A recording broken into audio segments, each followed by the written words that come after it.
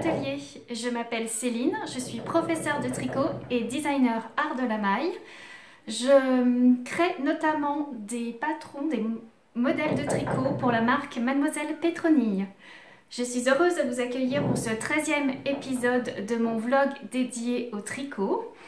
Et avant de commencer, je voulais d'abord m'excuser par avance si vous entendez des bruits de travaux, mais malheureusement j'habite dans un appartement où actuellement il y a des travaux dans l'appartement au-dessus de chez moi, donc je peux rien y faire.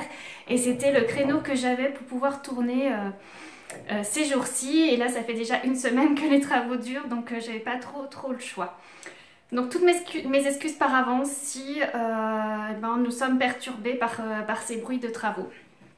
Par ailleurs, avant de commencer, je voulais aussi également vous dire que vous pouvez retrouver toutes les informations concernant cette chaîne dans la barre d'informations en dessous de la vidéo. Vous y trouverez mes coordonnées, mon site internet et mes réseaux sociaux. Et vous y trouverez également toutes les notes du contenu de cet épisode, les liens vers les modèles et les références auxquelles je vais faire allusion tout au long de l'épisode. Et également le minutage de l'épisode, comme ça s'il y a des sections auxquelles vous avez envie d'aller directement, c'est tout à fait possible de le faire en cliquant sur le minutage de la section qui vous intéresse. Voilà, dernière information d'introduction, vous dire également qu'aujourd'hui cela va avoir un format un peu plus podcast classique que vlog, car les séquences que j'ai tournées là ces dernières semaines dans mon atelier et pour vous montrer un peu le quotidien de mon travail, je ne les trouve pas toujours très pertinentes. J'ai passé énormément de temps devant l'ordinateur, j'ai pas beaucoup eu le temps de créer, donc je pense que le contenu est quand même moins intéressant à partager avec vous. Donc je mettrai quelques séquences à la fin de la vidéo en guise de générique de fin, mais je vais plutôt partager avec vous du contenu et notamment pas mal de choses, puisque j'ai 2 sorties à vous proposer de modèles ce mois-ci, mais également aussi un projet terminé, un projet couture terminé, des en cours, et puis je terminerai par un petit blabla concernant la période un peu particulière que nous traversons en ce moment. Donc je commence tout de suite par les sorties de patrons.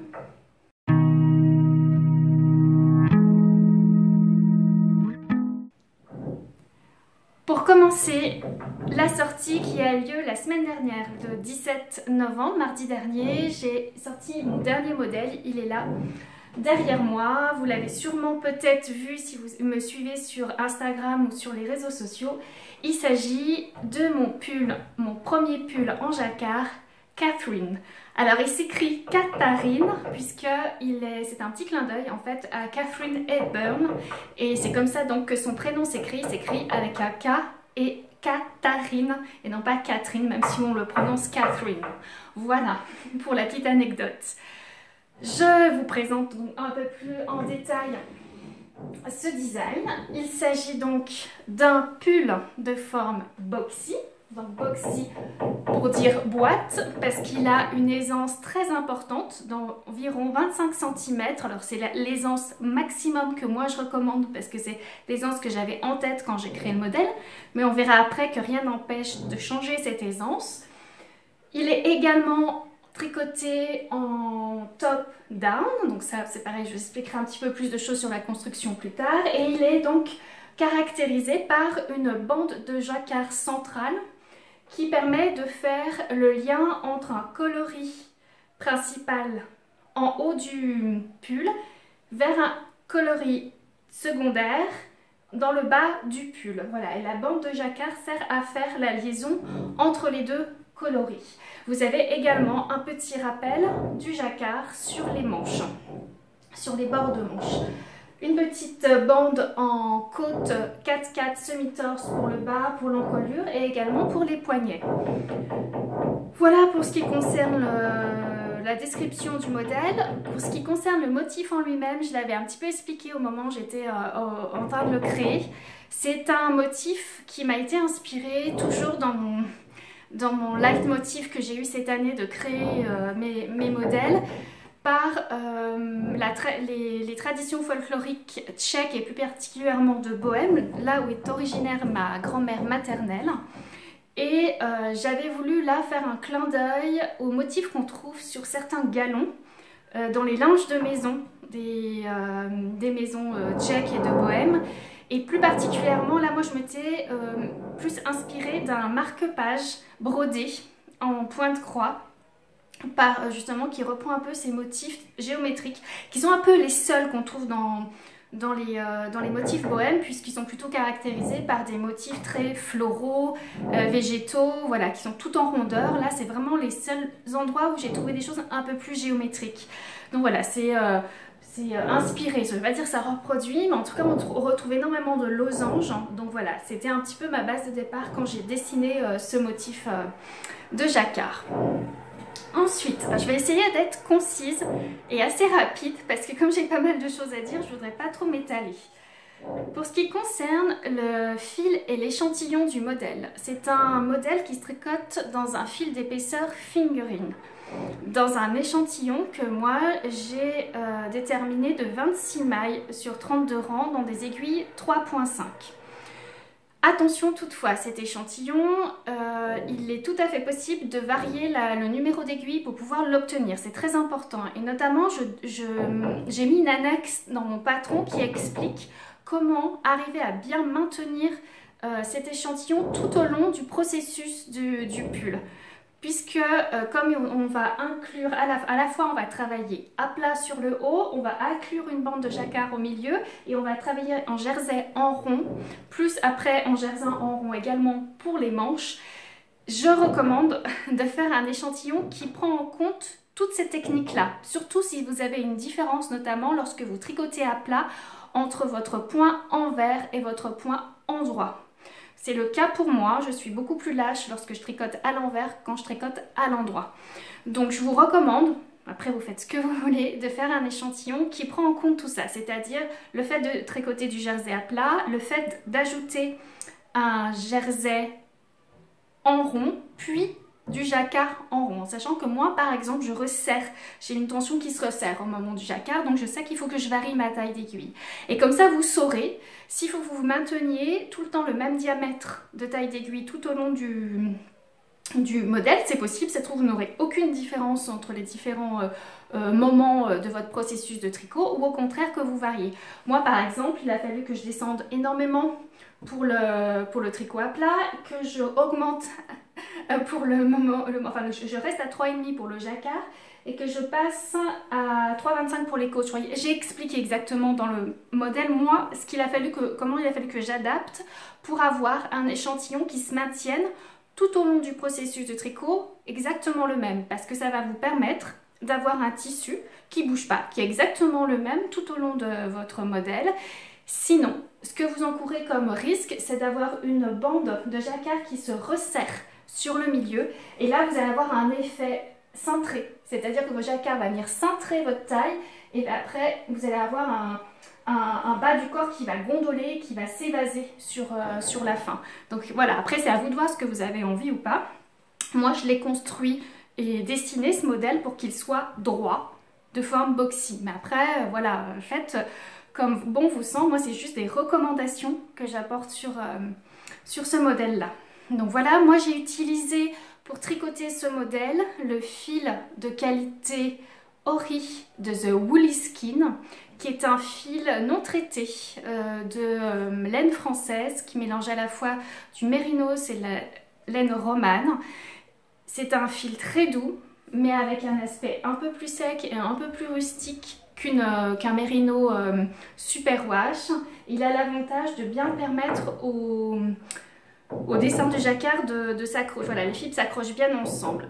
Après, voilà, moi c'était mon choix, mais c'est pas du tout obligé pour vous de tricoter ce modèle dans une laine non traitée. J'ai pas mal de mes testeuses qui l'ont fait dans des mérinos superwash et ça fonctionne très bien. Ce que je recommande moi quand même, c'est d'utiliser un fil fingering qui gonfle bien au moment du blocage, au moment du lavage, parce que ça va permettre au jacquard de bien prendre sa place, aux mailles de bien se dessiner, et du coup votre jacquard aura un joli rendu. voilà, c'est vraiment la recommandation que j'apporte, c'est conserver l'échantillon et avoir une laine fingering assez gonflante, assez ronde pour que les mailles se mettent bien en place et mettent bien en valeur le motif de jacquard. Après, voilà ce qui est la petite astuce aussi que je vais vous donner. Je vais, je pense, inclure une vidéo pour vous expliquer.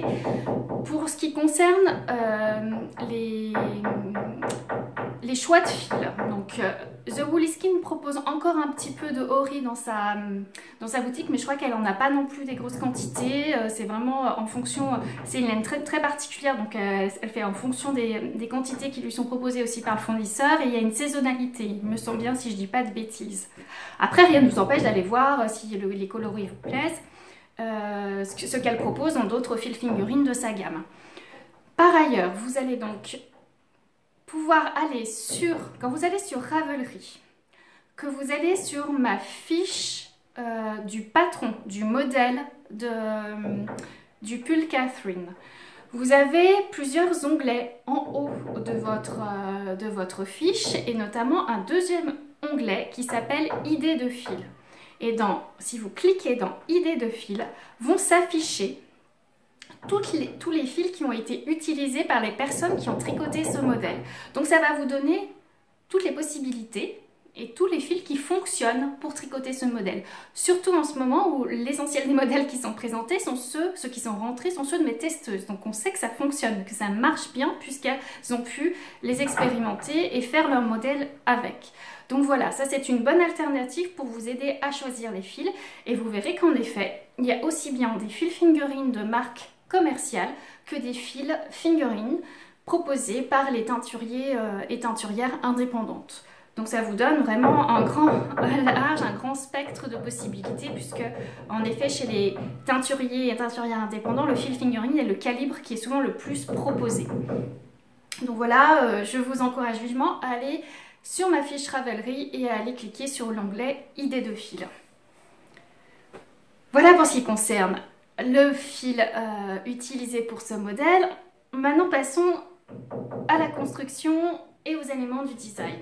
Donc comme je disais, c'est un modèle qui se tricote top-down, c'est-à-dire du haut vers le bas. On commence par un montage provisoire sur une première épaule. On va créer une pente d'épaule à l'aide de rangs raccourcis et on va tricoter en même temps des augmentations pour créer l'arrondi de l'encolure. On fait la même chose avec la deuxième épaule, montage provisoire, puis pente d'épaule et on creuse encolure. Ensuite, on vient rejoindre sur le devant les deux morceaux, les deux demi-devants, et on va tricoter à plat en aller-retour jusqu'à la hauteur d'emmanchure désirée.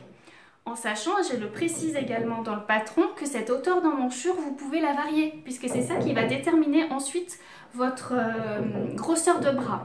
Donc si vous avez des bras un peu plus forts que ce qui est malheureusement rentré dans les standards de mensuration, vous pouvez très bien tricoter jusqu'à une emmanchure plus importante et ensuite la taille de bras qui est au-dessus de celle qui est proposée pour votre patron, par exemple, pour votre taille. Ou au contraire, si vous avez des bras très fins et que vous n'avez pas envie d'avoir trop de tissu autour du bras, vous pouvez prendre la taille en dessous. Voilà, c'est tout à fait possible d'adapter. Quand vous avez fini votre devant, c'est-à-dire de rejoindre les deux demi-devants et tricoter votre devant jusqu'au niveau de l'emmanchure, on reprend les mailles d'une épaule, on monte les mailles de l'encolure dos et on reprend les mailles de l'autre épaule. Et on va tricoter le dos, pareil, en aller-retour, en pensant bien à faire les pentes d'épaule à l'aide des mêmes rangs raccourcis. Voilà, et on va tricoter en jersey jusqu'à la même hauteur d'emmanchure que le devant. Et c'est à ce moment-là qu'on rejoint le dos et le devant pour pouvoir tricoter en rond. Ensuite, en fonction de votre taille, vous allez avoir un petit aménagement. Vous verrez soit des augmentations, soit des diminutions, pour pouvoir obtenir le multiple de mailles qu'il va vous falloir pour tricoter le motif de jacquard.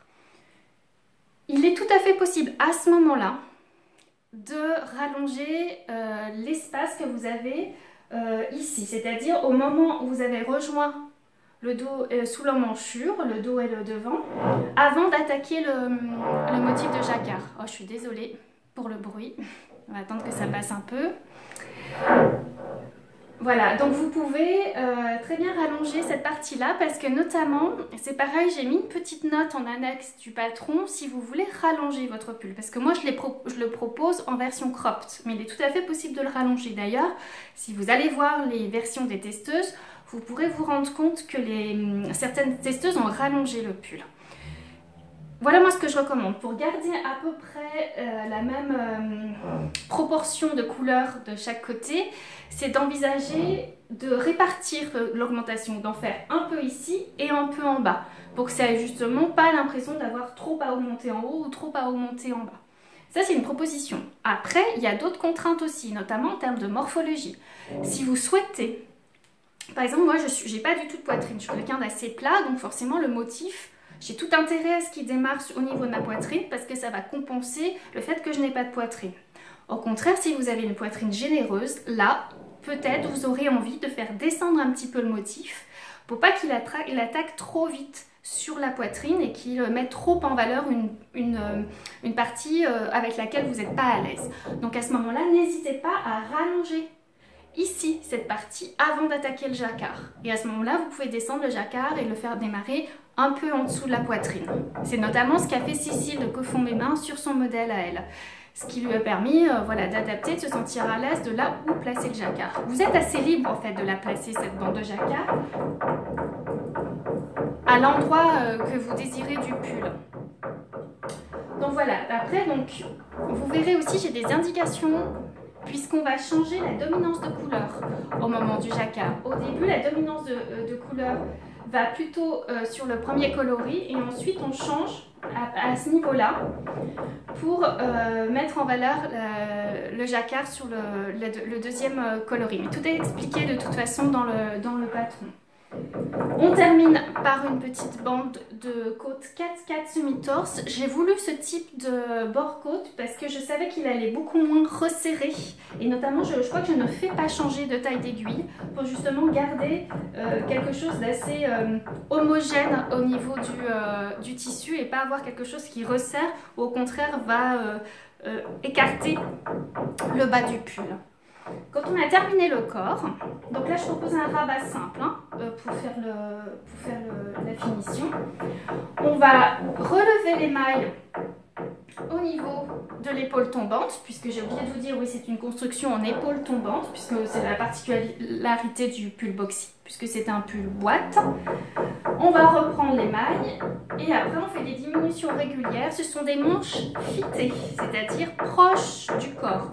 Vous avez très peu d'aisance pour chaque taille. Je crois qu'on a entre 1 et 2 cm d'aisance pour les manches.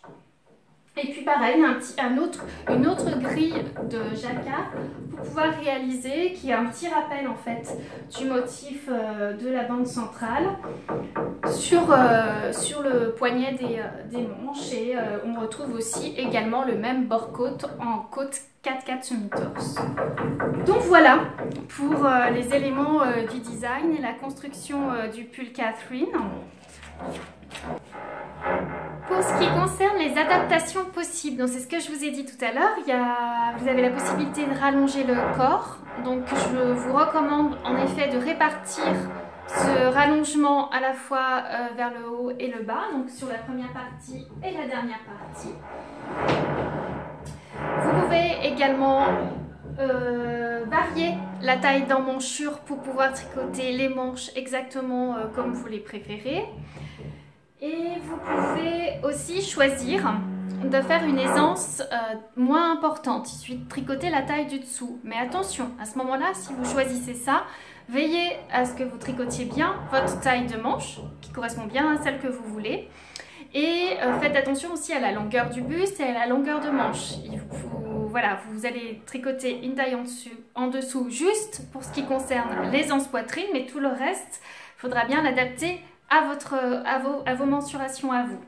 Et enfin, la dernière adaptation qui est également possible de faire, c'est le changement de couleur, c'est-à-dire prévoir de mettre un coloris foncé plutôt sur le haut et le coloris plus clair sur le bas. C'est très très sympa, ça permet de bien mettre en valeur aussi le jacquard et notamment je trouve que le fondu fonctionne encore mieux comme ça. Donc n'hésitez pas, je crois que c'est une de mes testeuses, Céline, qui a fait ce choix-là. Elle a mis un vert kaki sur le haut et un neutre sur le bas, plus clair.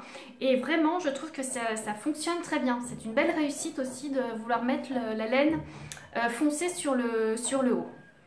Voilà pour les adaptations, ça vous laisse quand même pas mal de possibilités et notamment aussi de placer cette bande de jacquard là où vous la souhaitez en fait, plus ou moins haut sur votre buste. Pour ce qui concerne les informations plus pratiques, ce modèle, le patron vous propose 10 tailles au total. La première taille commence avec 98 cm de tour de poitrine, auquel il faut compter 25 cm d'aisance. L'aisance recommandée, après à vous de voir ce que vous préférez. Et ça va jusqu'à 154 cm de tour de poitrine. Pour ce qui concerne le prix du patron, le patron est à 8,64 €, mais en ce moment, il ne faut pas hésiter, vous avez une promotion de moins 15% sur le patron jusqu'au 30 novembre. Ceci est valable aussi bien sur ma boutique Ravelry que sur ma boutique Etsy. Vous n'avez aucun code à rentrer, ça se fait automatiquement jusqu'au 30 novembre minuit. Alors n'hésitez pas, si vous avez envie de vous faire plaisir. D'ailleurs, j'en profite pour dire un grand merci pour l'accueil que vous avez réservé à ce modèle sur les réseaux sociaux et à vos premiers achats de patron. Voilà, il semble que ce modèle vous ait beaucoup plu et j'en suis ravie parce qu'il me plaît beaucoup aussi et qu'il me tient beaucoup à cœur pour plusieurs raisons. À la fois parce que c'est un premier jacquard pour moi en tant que créatrice et c'est aussi un clin d'œil à mes racines du côté de ma maman. Donc ça me fait extrêmement plaisir qu'il vous touche et qu'il vous plaise, surtout en ce moment où nous les créateurs on a besoin de beaucoup de soutien. Donc merci infiniment. Voilà pour ce qui concerne le pull Catherine. C'est la sortie donc de la semaine dernière et là maintenant je vais vous parler de la prochaine sortie, donc du modèle qui va sortir la semaine prochaine. Alors il s'agit de mon design d'étole ici que j'ai créé en collaboration avec Boucle Laine. Je vous l'avais également montré en cours de réalisation. Mais voilà, je vais vous en parler un peu plus longuement aujourd'hui. Donc ce sera un modèle qui sera normalement disponible à partir du vendredi 4 décembre sur mes boutiques en ligne, mais également qui sera proposé, si tout se passe bien, en kit par Boucle Laine, voilà, pour pouvoir réaliser une étole dans la même qualité de fil que celle que j'ai utilisée et dont je vais vous parler plus précisément. Donc en termes de présentation, la description de cette étole. Je vais vous la sortir du mannequin pour que vous puissiez bien comprendre. Donc c'est une étole assez large, assez longue, mais peu profonde. On pourrait dire comme une grande écharpe en fait. Elle est tricotée en fil fingering également, mais tenue en double, pour donner un effet marbré, c'est-à-dire, on dit tout simplement un effet chiné à votre tissu. Donc à chaque fois, vous avez des coloris, deux coloris de fingering tricotés ensemble. Et on va faire évoluer tout au long. Donc elle est tricotée, pardon, je vais faire des choses dans l'ordre, en deux parties à partir du centre, toujours avec le même dégradé. Voilà, ici et ici. Donc on a le même dégradé en symétrie de chaque côté. Elle est tricotée en point mousse, un petit peu déjaugée. C'est important pour garder un peu de souplesse dans votre étole. Et à chaque fois, il y aura 7 couleurs qui vont se dégrader comme ça tout au long des deux parties de l'étole. Je vous donnerai des indications dans le patron, ça sera indiqué comment choisir vos couleurs, notamment comment partir avec 2 gammes de couleurs pour pouvoir faire évoluer le dégradé. Donc, tout ça est expliqué. Et pour celles qui prendront le kit, de toute manière, voilà, je pense que ça va vous faciliter la tâche. Les couleurs seront déjà prédéterminées. Ensuite, donc c'est du point mousse, très facile. On ajoute une nouvelle couleur à chaque fois tenue en double. Et il y a un dessin de branchage qui va venir courir tout au long, en symétrie également, puisqu'on part du centre, à l'aide d'un système de mailles glissées, qui maintenant est bien connu, et un maille glissé croisé. Donc on a à la fois des mailles glissées de tout droite et des mailles glissées qui vont soit pencher à gauche, soit pencher à droite. C'est tout simple, c'est hyper ludique. Moi j'ai voulu que cette étole soit quelque chose, soit un tricot fun en fait, qu'on n'est vraiment pas... C'est la période de l'Avent. Je vous le propose juste avant les fêtes de Noël, si vous avez envie de faire un cadeau ou de vous faire un cadeau, c'est vraiment le tricot, mais amusant. C'est-à-dire qu'à la fois c'est facile, c'est pas prise de tête, il n'y a pas trop à réfléchir et à suivre le diagramme, parce que vous allez vite comprendre qu'il y a des diagrammes, il y a des grilles, vous allez vite comprendre la logique en fait de la réalisation du dessin, ce qui va vous permettre, même si vous le souhaitez, d'ajouter des branches, d'en retirer, vous verrez aussi parce que sur la fin il y a une bordure avec des petites noppes, donc vous pouvez aussi les rajouter là où bon vous semble dans le dessin. Vous allez pouvoir travailler avec moins de couleurs ou avec plus de couleurs, allonger l'étole, enfin vraiment l'idée c'est que vous vous amusiez en réalisant cette étole. Elle est vraiment, c'est très accessible, les testeuses l'ont réalisé extrêmement rapidement, donc vraiment allez-y pour vous détendre et vous faire plaisir pendant cette période de l'Avent. Il y a un i-cord intégré de chaque côté de l'étole pour la finition et le rabat se fait également en i-cord de chaque côté.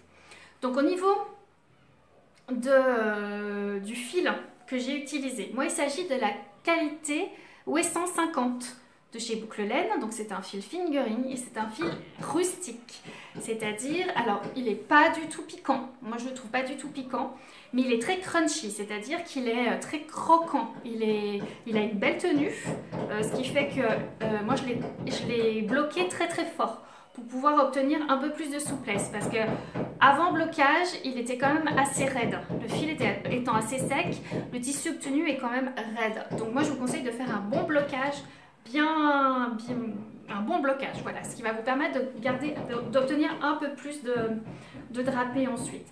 Si vous le tricotez dans un autre fil fingering, et notamment une qualité plutôt plus souple comme du mérinos ou de l'alpaga, là vous allez avoir du drapé, vous allez avoir complètement autre chose. Donc là, vous verrez, vous ne serez pas du tout obligé de faire un blocage fort, au contraire, parce qu'elle risque de beaucoup se détendre. Donc sachez-le, ça va vraiment dépendre du type de fil que vous allez utiliser.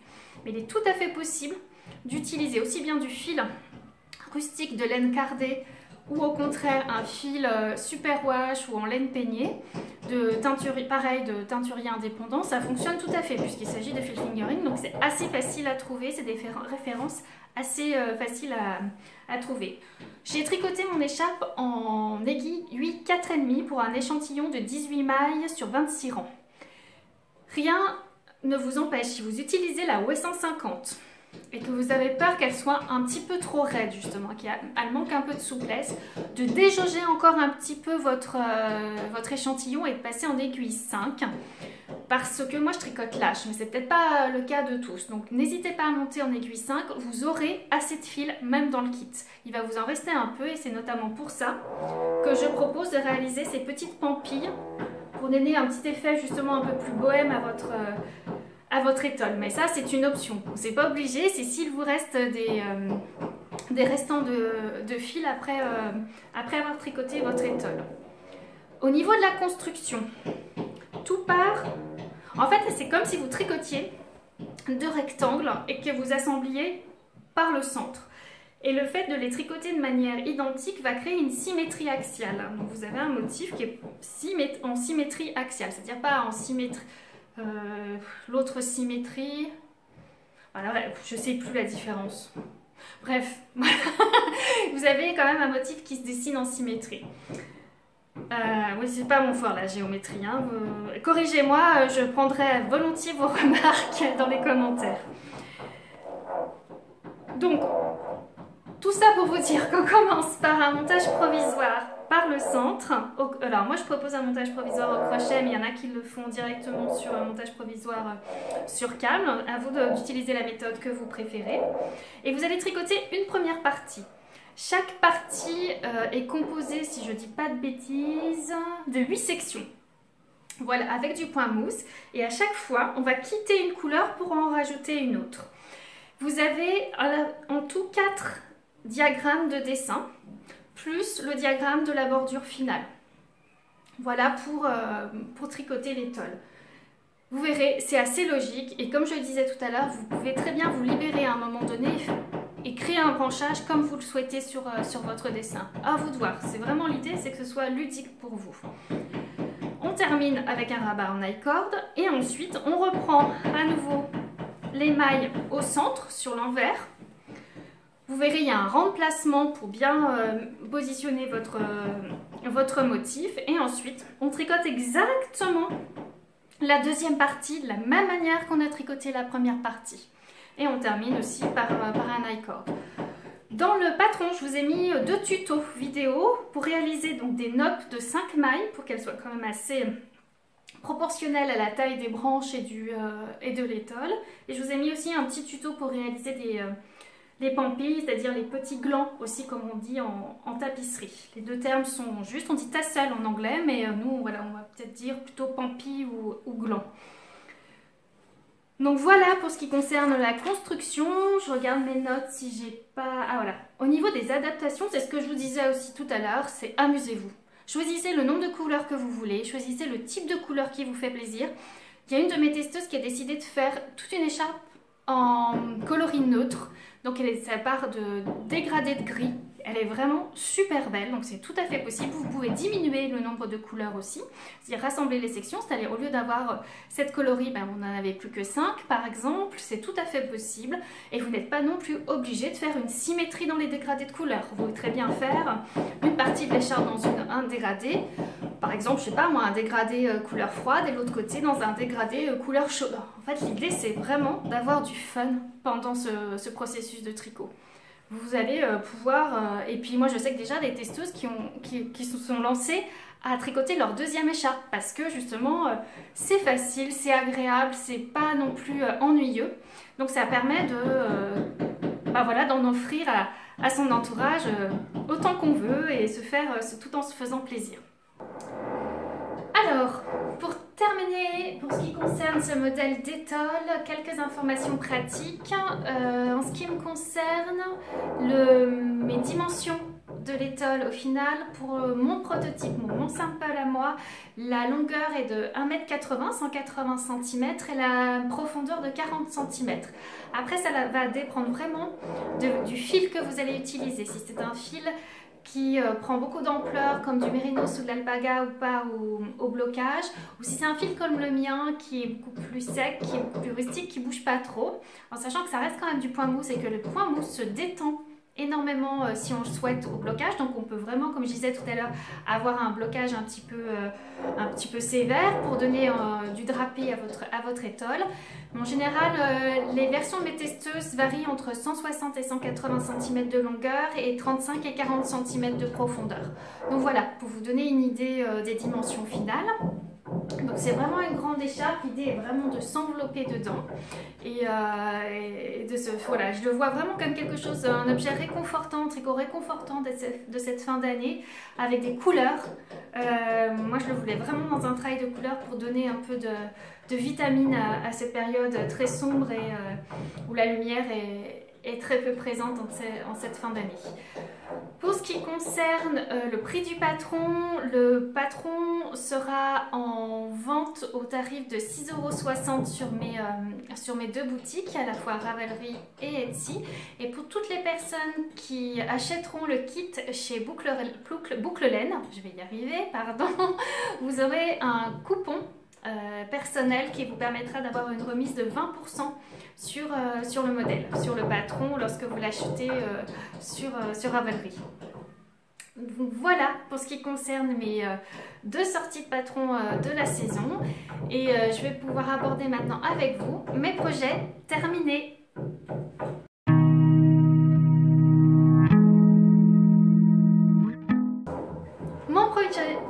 Mon premier projet terminé, c'est un projet en tricot et je viens de l'enfiler pour vous et je viens de sortir du blocage, à vrai dire il est tout juste sec, donc je ne l'ai pas encore porté, c'est la première fois que je le porte. Il s'agit donc d'un tricot perso que je tricote pour moi, pour me faire plaisir, du modèle de gilet Tarayuela. Je vais vous montrer le patron. Voilà, le gilet Tara y Luela de Lanae Tricot, donc Ana Alvarado Balduz, qui l'a créé et fait tech édité par Audrey Borrego, Yarnflex, sous le pseudo Yarnflex. Il s'agit d'un petit gilet court, comme vous pouvez voir, tricoté en raglan, donc qui tricote en top-down, du haut vers le bas. Il est tricoté en fil fingering et la particularité, c'est qu'il a deux bandes proche des pattes de boutonnage avec une très jolie torsade, qui est une torsade qui est vraiment un très beau rendu et qui pourtant est très facile à réaliser. Donc si vous êtes débutante en torsade, c'est vraiment lancez-vous, c'est super agréable et le pattern, le motif est très facile à retenir et donc vraiment après vous allez le réaliser peut-être une ou deux fois et après vous allez le mémoriser très rapidement. Pour ce qui concerne la version que j'ai tricotée, donc je l'ai tricotée dans un fil fingering rustique.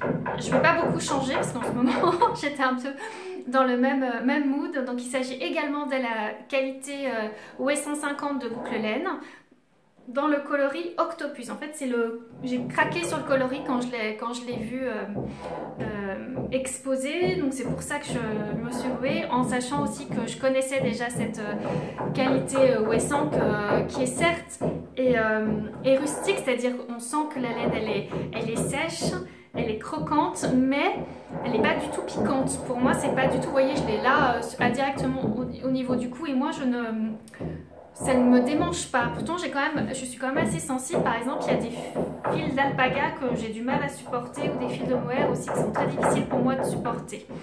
Donc là, vraiment aucun problème.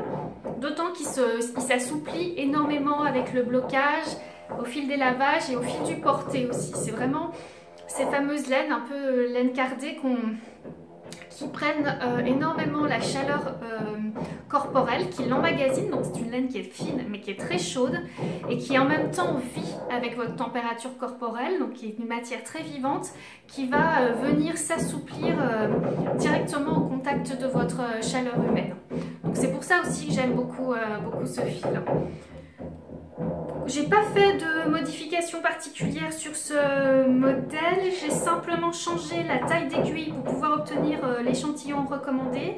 Il est recommandé, je crois, en aiguille numéro 3 et moi je l'ai tricoté en 3.5 pour le corps et en 3.75 pour les manches parce que j'ai toujours une différence quand je tricote en Magic Loop. Et j'ai obtenu un échantillon de 23 mailles au lieu de 22 mailles 50. Mais bon, ça n'a pas changé grand chose, hein.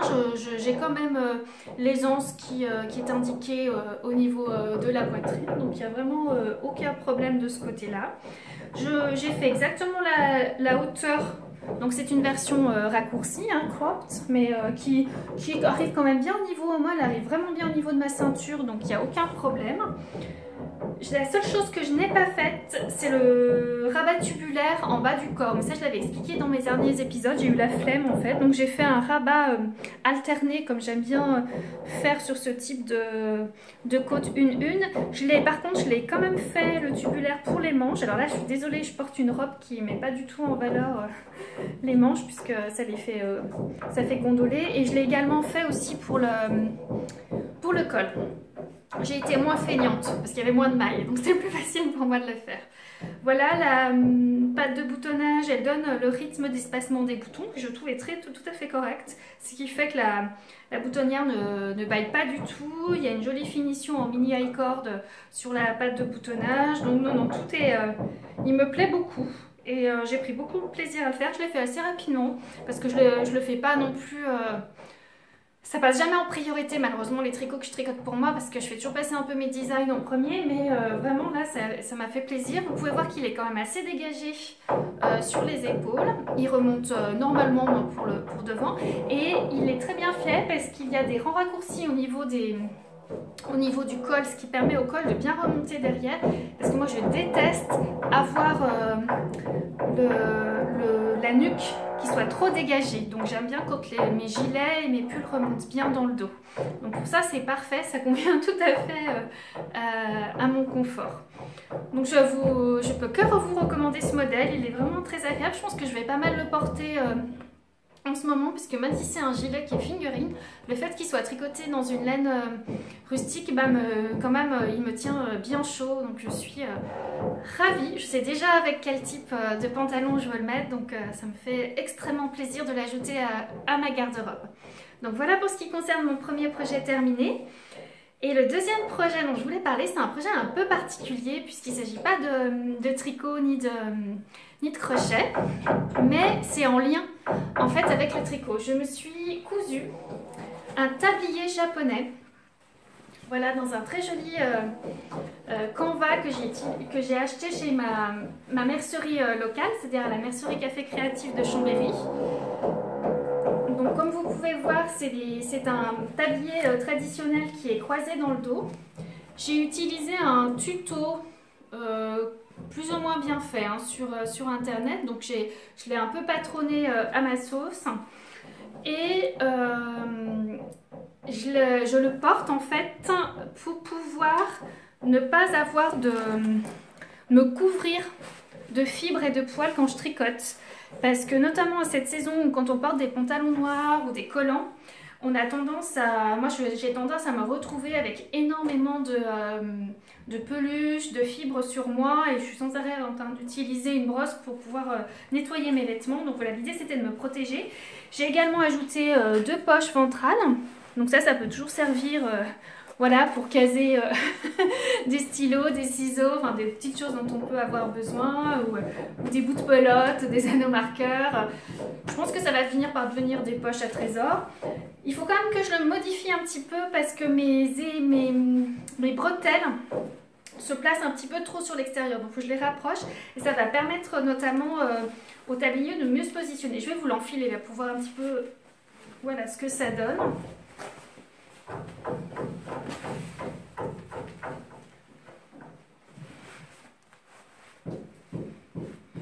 Donc voilà, donc vous pouvez voir en effet que là les bretelles sont trop espacées.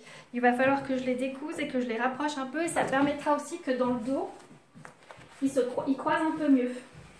Voilà. C'est un super tissu, vraiment j'avais craqué pour à la fois le motif, le coloris et puis le fait que ce soit un canvas qui quand même a une bonne tenue. Parce qu'en général les tabliers japonais se réalisent en lin. Et le lin, ça a tendance à être très souple, très agréable, mais à se déformer au moment de la couture. Et honnêtement, il y a parfois... j'ai pas un niveau de couture suffisant pour arriver à obtenir un résultat qui puisse me plaire. On verra peut-être plus tard pour en faire un autre en lin, mais pour l'instant, je ne me voyais pas le faire dans du lin. Donc voilà pour ce qui concerne mes projets terminés. Je vais vous parler maintenant assez rapidement de mes projets en cours, et puis je terminerai par un petit peu de blabla.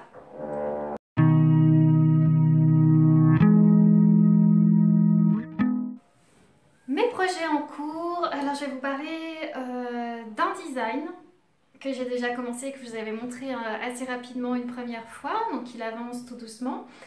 J'ai également un encours perso au crochet que je vous avais présenté la dernière fois, et puis j'ai un autre design, donc ce qui explique aussi que celui-ci n'a pas trop avancé, parce que j'ai commencé un autre design qui est prioritaire puisqu'il s'agit d'une collaboration que je vais faire, que je vais sortir avec la marque Atelier Pure Laine. Donc, mais ça, je souhaite garder le secret sur ce design, donc je ne pourrai pas vous le montrer cette fois-ci.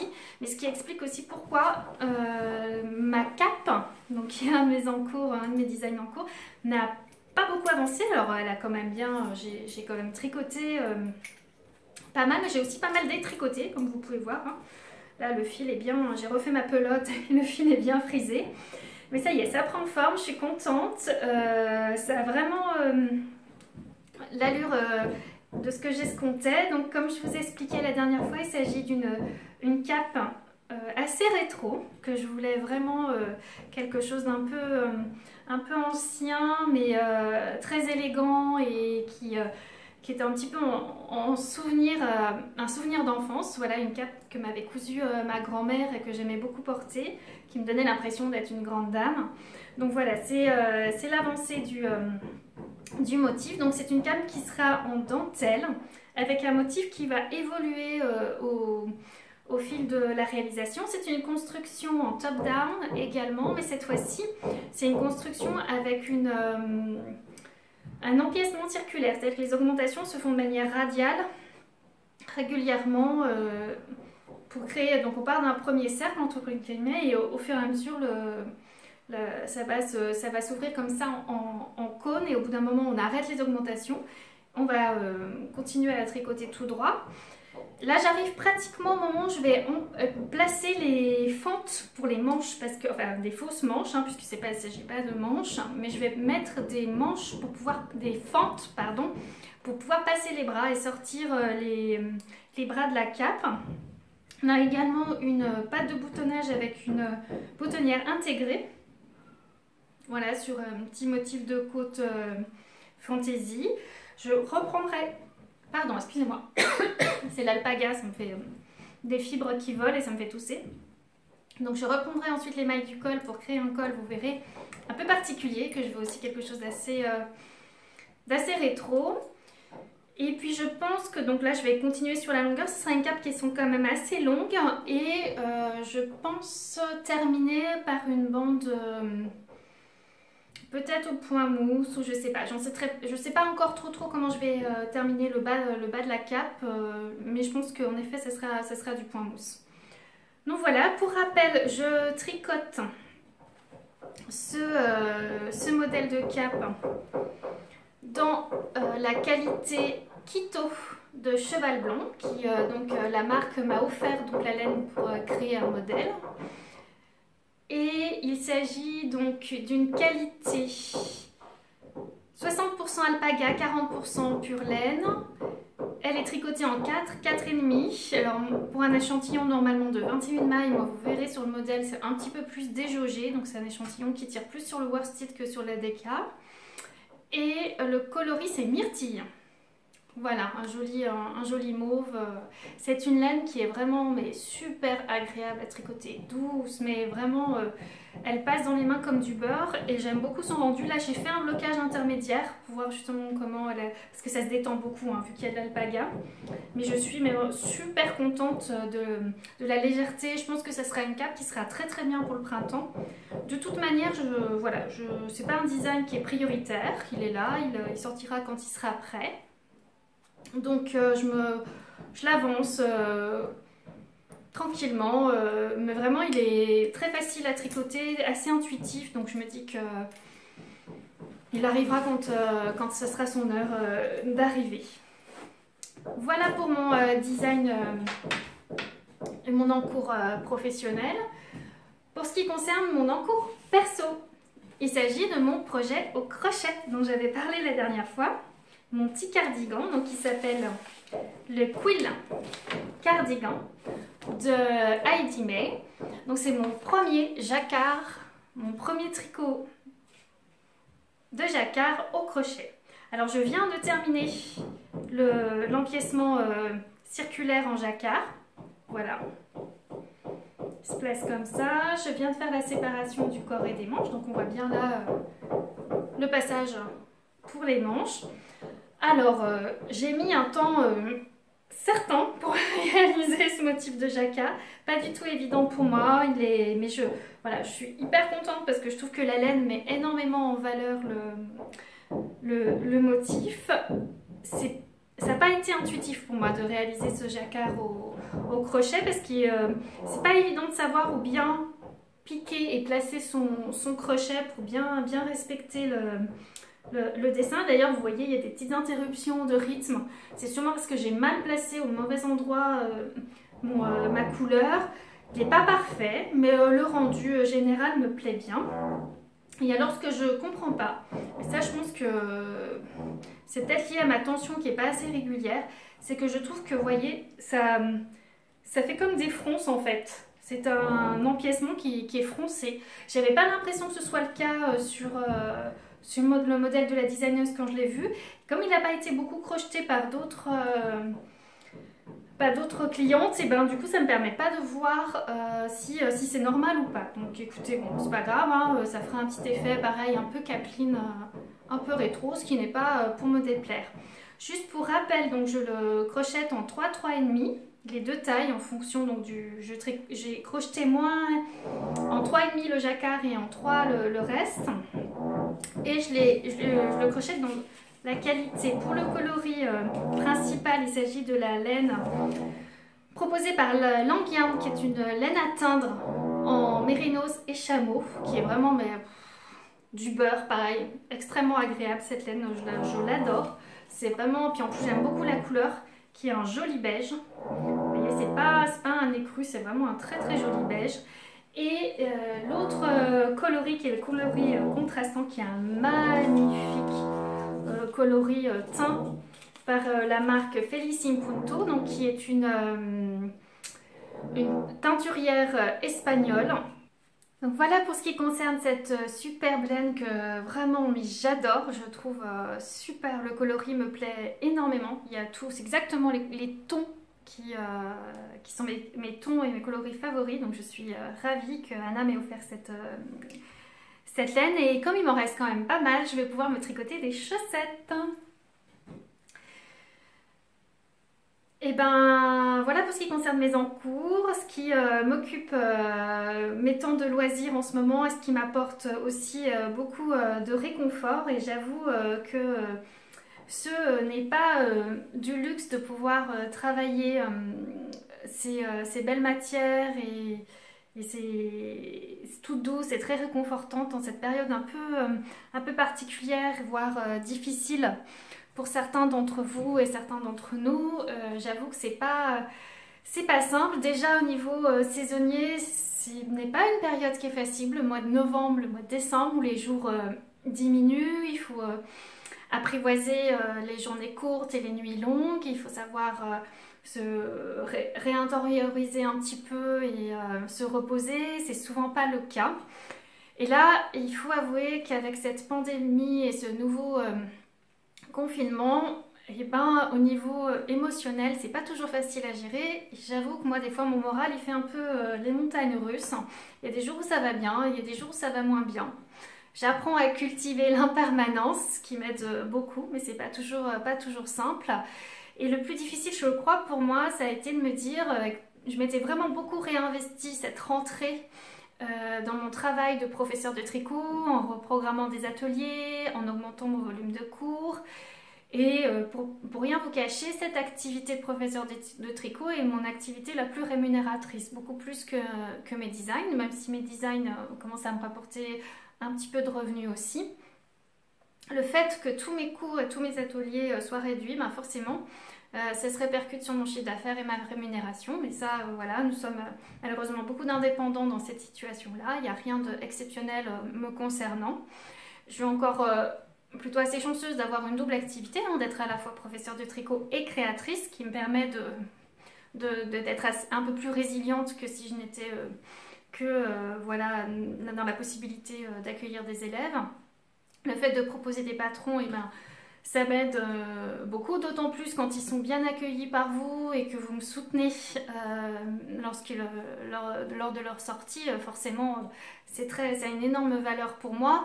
Ça a une valeur aussi puisque j'arrive à un moment donné de l'histoire de Mademoiselle Petroni, ça va bientôt faire 4 ans, où j'ai besoin de me poser, de faire un peu le bilan, de savoir si je suis sur la bonne voie, si je m'épuise pas trop, parce que pour rien vous cacher, j'ai quand même des grosses semaines, souvent plus de 40 heures de travail, et je me rémunère pour l'instant, j'en arrive à me verser un salaire que de 300 € par mois. Donc c'est vraiment peu. Je dis pas que sûrement il y a des choses à revoir dans mon plan d'affaires, donc c'est ce que je vais faire, je vais me poser, je vais regarder ça tranquillement, vérifier ce que je peux améliorer, comment je peux envisager les prochaines années de Mademoiselle Petroni, peut-être réorienter certaines choses. Je réfléchis beaucoup aussi à la question du mécénat. J'avoue que jusqu'à présent, je ne le voyais pas comme une opportunité, puisque je me disais que c'était quelque part, certes, c'est un soutien, ça doit rester un soutien, c'est pas ce qui fait l'activité propre d'un créateur. Voilà, il faut trouver le moyen d'arriver à se rémunérer, pas uniquement par mécénat. Ça doit être peut-être juste à un moment donné le moyen de développer quelque chose. Donc j'y réfléchis aussi, je ne l'exclus plus complètement. Et voilà, j'avoue que vous me soutenez déjà beaucoup en me regardant, en me donnant vos retours par rapport à mon travail, par rapport à mes designs. C'est très important en fait. Je vois vraiment cette vidéo et cette chaîne YouTube comme un partage mutuel, c'est-à-dire qu'à la fois moi je veux vous apporter du contenu, vous présenter des choses, vous expliquer comment je travaille, vous donner une certaine transparence en fait sur ma façon de voir les choses. En retour, j'aime beaucoup quand vous me laissez des commentaires et que même parfois des commentaires qui peuvent me faire progresser, m'ouvrir les yeux sur certaines choses que je n'avais pas envisagées. Je ne dis pas que je vais forcément tout adopter, mais c'est intéressant pour moi parce que ça me nourrit. Donc n'hésitez pas à me laisser des commentaires sous les vidéos ou sous mes photos sur Instagram. Ça pourra toujours faire germer des choses nouvelles en moi et je le prends vraiment comme ça. Et puis bien sûr, le fait de vous abonner, de mettre un pouce vers le haut, de laisser des commentaires, de partager, et ben ça va augmenter ma visibilité et forcément ça va m'aider aussi à vendre mieux mes modèles et petit à petit à augmenter les revenus de mon travail. Donc n'hésitez pas non plus si vous voulez me soutenir à faire ces petits gestes qui peuvent paraître anodins, mais si vous le sentez et si quelque part vous avez envie de me soutenir, faites-le, c'est important pour moi. Vraiment, l'idée c'est que vous restez libre, que vous ne vous sentiez pas obligé de le faire, mais si vous avez envie de le faire, sachez que c'est vraiment des gestes qui sont importants pour les créateurs. Donc voilà, je tiens à vous dire un grand merci de me regarder jusqu'au bout, de tous les gestes et les gentils mots que vous m'envoyez, c'est extrêmement soutenant, ça me permet de me projeter un peu plus sur l'avenir, me dire que c'est important que je maintienne cette activité de Mademoiselle Pétronille pour vous, pour moi, tout autant pour moi que pour vous. Voilà, c'est ça qui est important. Et puis, je vous laisse avec quelques images de mon quotidien de travail en guise de générique de fin. Je vous souhaite tout le meilleur, prenez bien soin de vous, prenez un peu de temps pour faire des choses que vous aimez, vos loisirs créatifs, c'est important, ça va vous ressourcer. C'est tout ce que je peux vous souhaiter de mieux. Je vous dis à très bientôt, je vous embrasse.